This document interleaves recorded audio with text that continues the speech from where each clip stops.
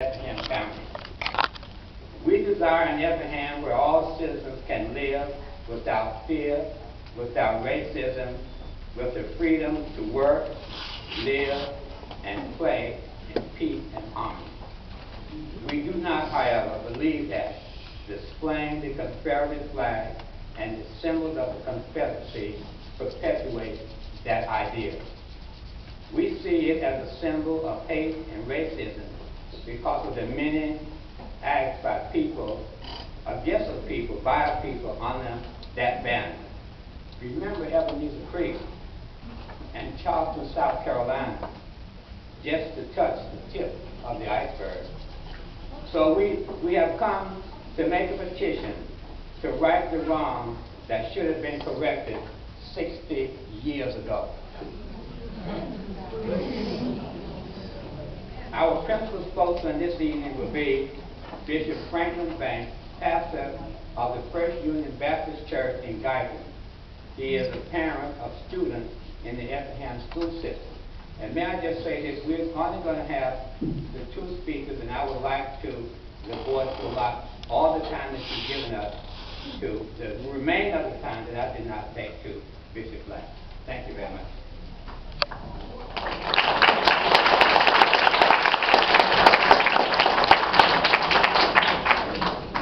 Nice job, Leroy.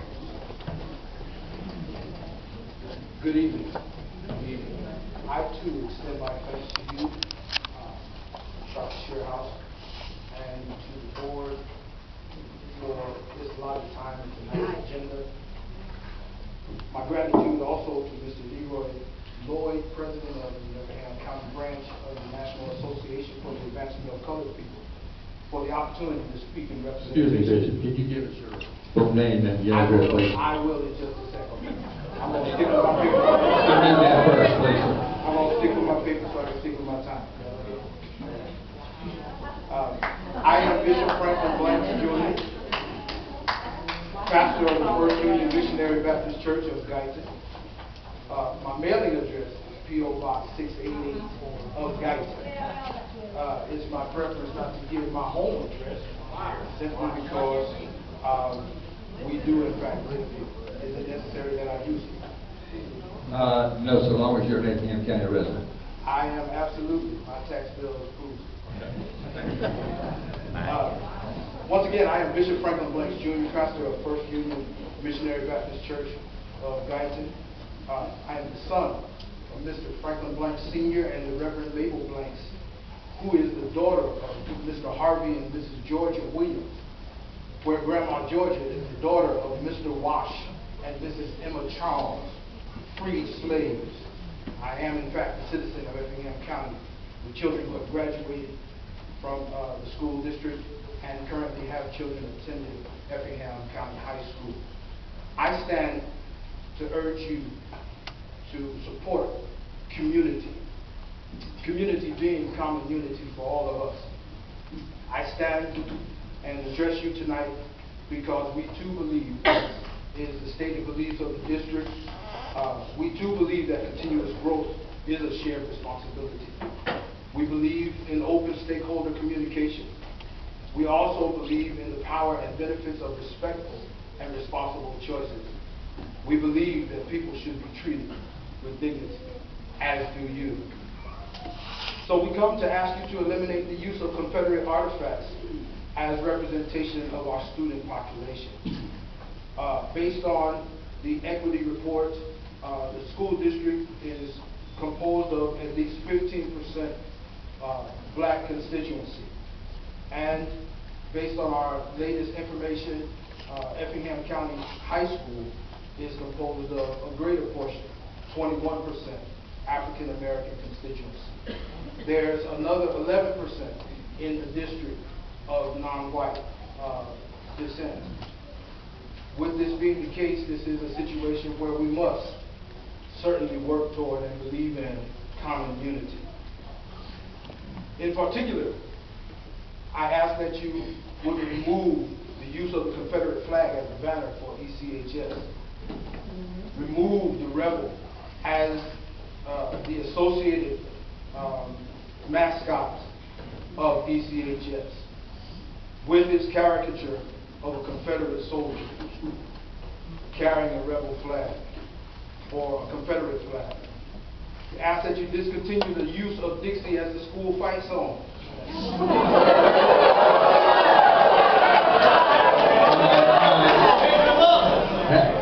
Let him have his time. These symbols point to systems of overt racism, and they do not accurately represent all students. These present an area where we are not in common unity. The associations of these symbols are not able to be severed. The flag, the Confederacy, is a defunct secessionist government whose constituency defended what they perceived as a right to execute economic policy with the use of slave labor, namely black slave labor.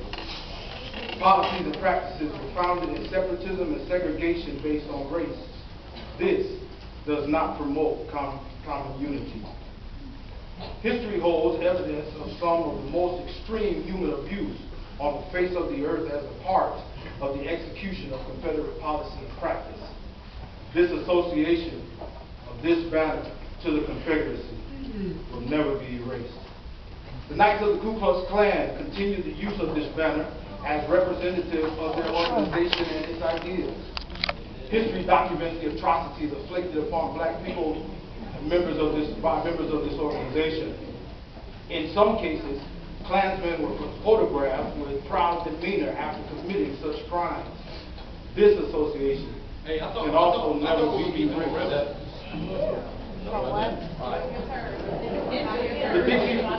The Dixie fight. He needs to be removed. Take him out. Take him out.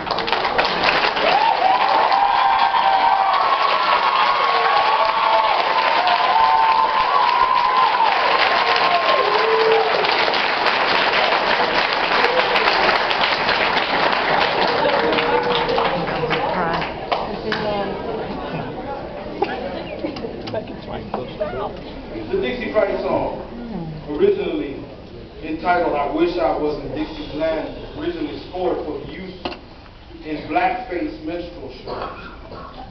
The whole objective of the minstrel show was for the degradation and the degrading images of slaves in skit form to become entertainment for white people of the time. At the time of the Confederacy, Dixie was even adopted as the unofficial national anthem. Another degrading association with this song. The mascot, caricature of the Confederate soldier. These men fought to maintain the status quo of antebellum times at the massive disrespect of black people. While bravery to defend one's ideals is noble, their cause is quite the opposite of noble attributes. To bring it to more modern times, there has been protests even in the school throughout the years. 1985, the ECHS football team protested the mascot, who was in full Confederate soldier attire with a Confederate flag on the field of play. They refused to play under those conditions. We have communications from a black student instrumentalist in the 1990s who refused to play Dixie as a fight song and opted out of the band because there was no other way around it. It impeded their educational experience. There are members of my church family who have opted to play discontented while wearing these symbols. There have been recent reports, and also within our preliminary meeting with Dr. Shearhouse, the district has attempted to be proactive about this issue, we believe in the early 2000s or so, by moving more to utilizing the E as the emblem for ECHS. However, this appears not to have been effective in removing or silencing these concerns.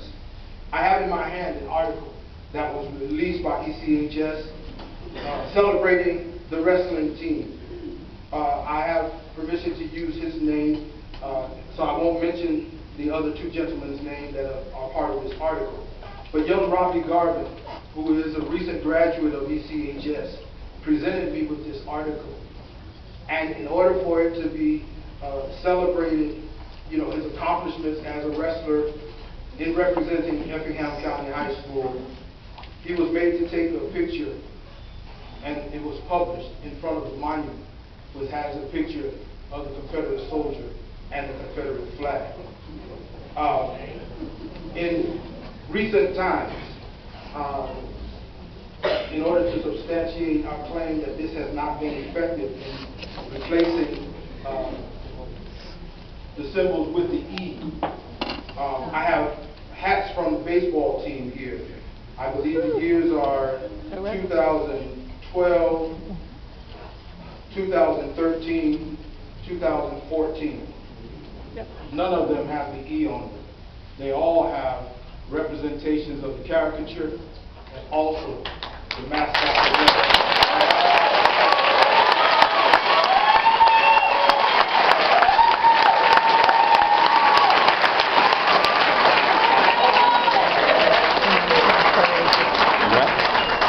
So this policy, this practice has not taken hold. In the yearbook, there's a picture of the pep squad, the rebel rousers.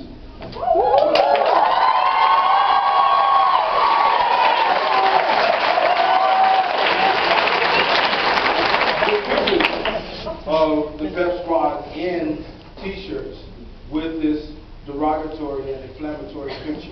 It's a freedom. This picture of the Confederate soldier with the Confederate flag, we suggest is offensive.